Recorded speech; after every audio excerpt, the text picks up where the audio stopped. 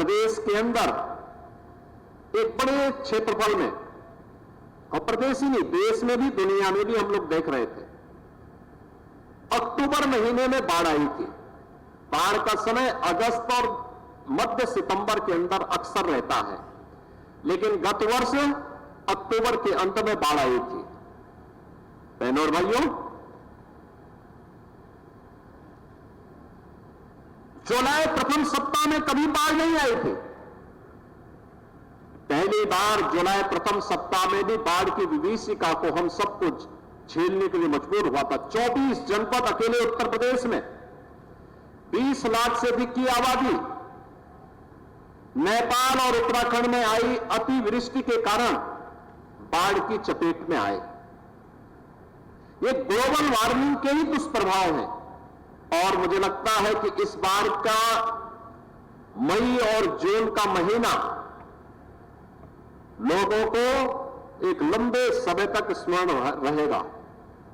Temperature सामान्यतः हम देखते थे, टेम्परेचर यहां का अमूमन जो देखते थे 42 से लेकर 45 के बीच में होता था, लेकिन इस बार टेम्परेचर को 47 से लेकर 50 डिग्री तक पहुंचते हुए हम सब ने देखा है।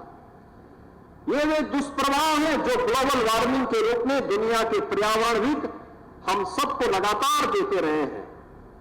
आज जहां हम लोग एक ही दिन में 36 करोड़ 50 लाख वृक्षारोपण के इस कार्यक्रम को संपन्न करेंगे, वहीं पिछले 7 वर्ष में प्रदेश में भारतीय जनता पार्टी नेतृत्व की सरकार ने अब तक 168 करोड़ वृक्षारोपण के कार्यक्रम को संपन्न किया है, और 168 करोड़ वृक्षारोपण के कार्यक्रम के साथ जुड़ने के साथ ही प्रदेश के अंदर मुझे बताते हुए प्रसन्नता है कि जो हमने थर्ड पार्टी इन सभी लगाए गए पेड़ों को देखा है, लगभग 75 से 80% पेड़ अभी भी जीवित हैं, अच्छी वाटिका के रूप में वहां पर वे आगे बढ़ रही हैं।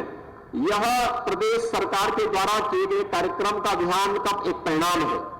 पर एक कुकरेल नदी, जो कभी एक नदी हुआ करती थी, आज से 50 साल पहले कुकरेल से एक नदी निकलती ही गोमती नदी में मिलती थी, लेकिन 84 के बाद इस पूरी नदी को अपने स्वार्थ के लिए भूमाफियाओं ने पाटना प्रारंभ किया, और परिणाम क्या हुआ?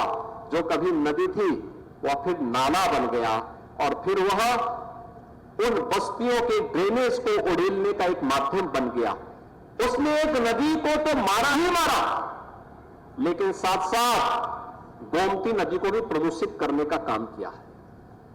जिस नदी संस्कृति के ऊपर मानवीय सभ्यता बसी हुई है, उसको नष्ट कर दिया गया, समाप्त कर दिया गया।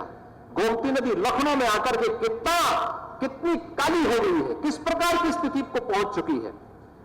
क्या इस पाप से हम कहीं वंचित रह पाएंगे जो यहां पर हुआ? और इसीलिए सरकार ने तय किया कि लखनऊ में आने वाले कोई भी अतिथियों, कोई भी पर्यटक हो, लखनऊ वासियों के लिए भी, प्रदेशवासियों के लिए भी हम कुकरेल में एक नाइट सफारी की स्थापना करेंगे।